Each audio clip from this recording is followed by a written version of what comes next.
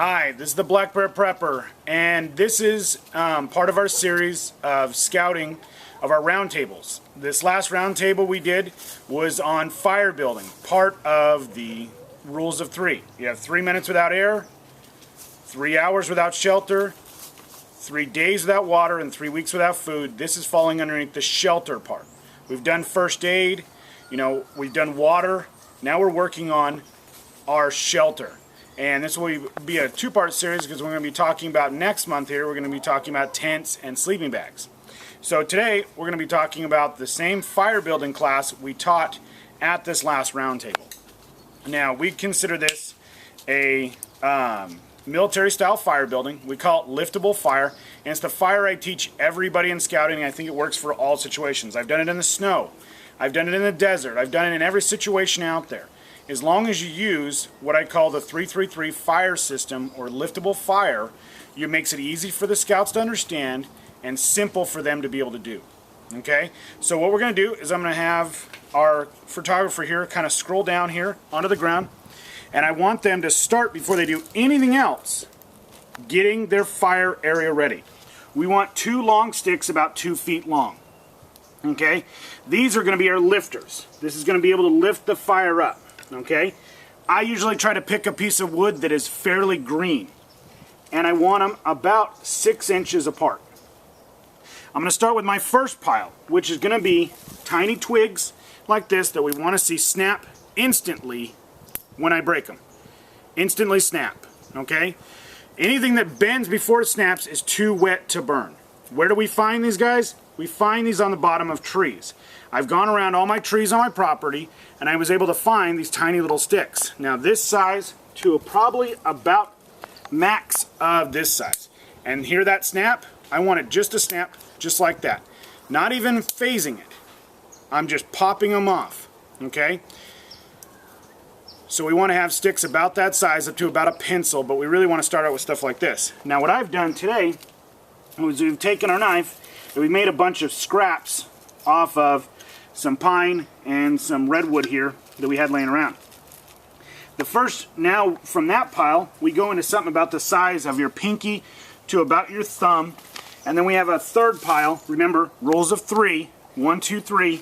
We have our pile of stuff that's about the size of about 2 or 3 finger width, okay, on the scouts. That will be the start. We want all this right here. Now I'd love to see a pile this big, a pile this big, and a pile this big. Then from there we can go into our bigger split wood, or wood we've cut, little rounds will burn after this point, 4 or 5 inches around. So the first thing we want to talk about is building us a, we have the rule of 3 in fire, which is, I call it the triangle of fire. We have heat, our heat source. In this particular case, it's going to be a match. That could be a fire steel, that could be a lighter, whatever it may be that you want to use in your troop. On our 11-year-old camp out we have every year, we teach them how to do it with a fire steel and an actual flint and steel with char cloth. We like also to teach them how to do this, which is I think every single scout should have in their survival kit. Cotton balls with Vaseline, and we're going to show you how to make that in a second and how to use them. But I think this is probably the most reliable. This would be on the second part of the triangle, tinder. Now, a lot of people use combustion source. I don't like that because that could be a tree. Okay, I want to see tinder. Tinder is the hardest thing to find in the woods, dry and ready to go. We've just gone through a flood, which is why our backyard's a disaster, because we've been putting everything on everything, trying to keep it all dry, because we've been 2 inches of water in the backyard. So finding dry material to start our fire with is going to be very, very hard in a situation like this. Now what we have here is we're going to bring the tinder with us. And we have our heat, our tinder, and oxygen. That's what this fire does better than everything else, is provide oxygen when needed. Okay, so what we're going to do, we're going to take our little plastic bag here. These are snack bags. I put 5 to 6 cotton balls. You want to make sure they're cotton balls and not some of the newer stuff out there. We're going to get petroleum jelly or Vaseline, works just as fine. We're going to take a spoon just a regular old. I would not recommend using a spoon you have out of your kitchen. And we're going to take just that much. We're going to take it into the inside of the bag. Scoop off on one side. Scoop off on the other side of the bag. We're going to close the bag up. Try to crush as much of the air out as you can. And we're going to move the cotton balls and the Vaseline around until it looks like this one, which is just, they're all coated in nice little gooey Vaseline. This will take a cotton ball that will burn for about 10 seconds and make it burn for about 45 to 60 seconds.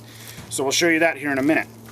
But what we're going to do there is now we have a cotton ball that's all waterproofed in a Ziploc bag. They'll crush down inside their pocket. I usually keep one in my front pocket on my scout uniform all the time. Really something good to have. Take my spoon, put it back in here because they get all over everything because the Vaseline's nasty.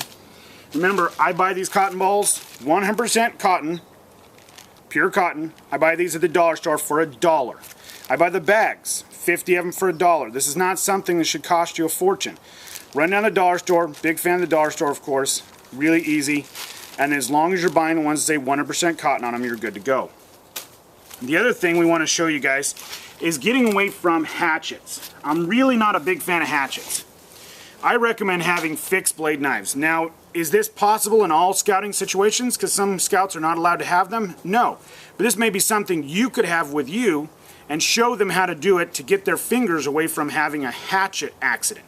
We're using a hatchet, we're putting our fingers in the edge of danger here. I don't want that.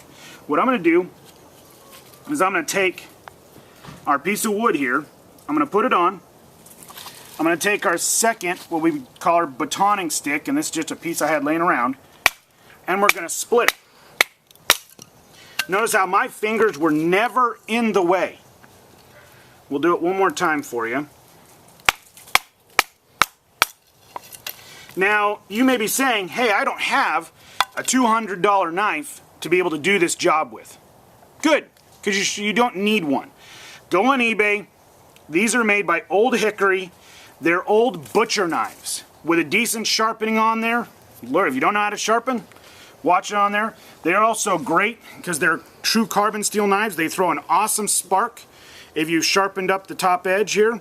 About $12 for one of these knives. Good quality knives.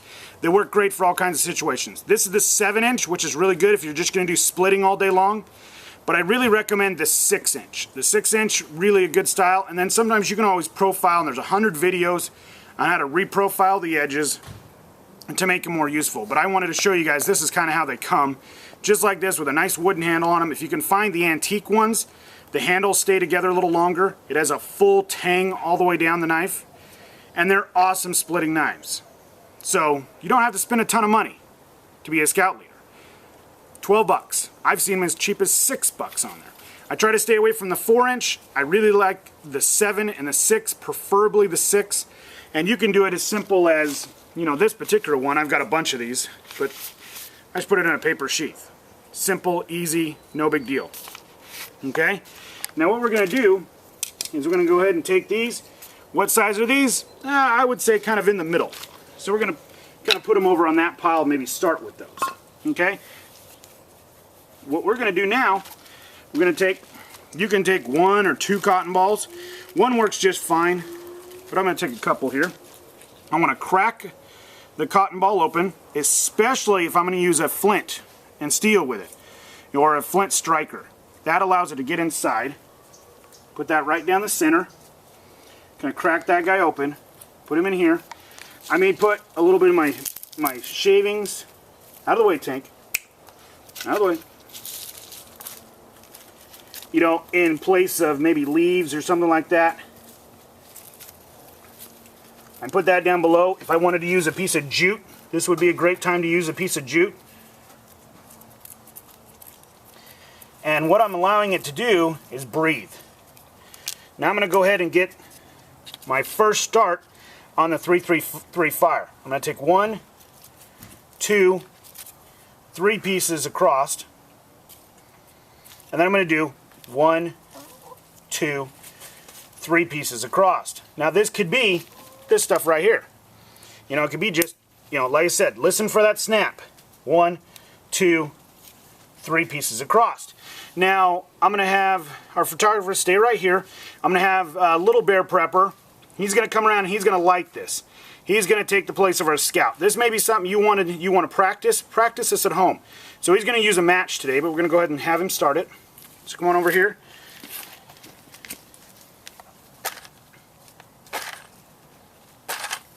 Okay. Down. Okay, and you just leave the match right there. Alright, good, go. Alright, now once this guy starting to burn real good like this, we can keep adding our sticks in a 3-3-3 formation. Why do I like 3s? Because it's easy to remember. Everybody that you'll ever teach will be able to count to 3.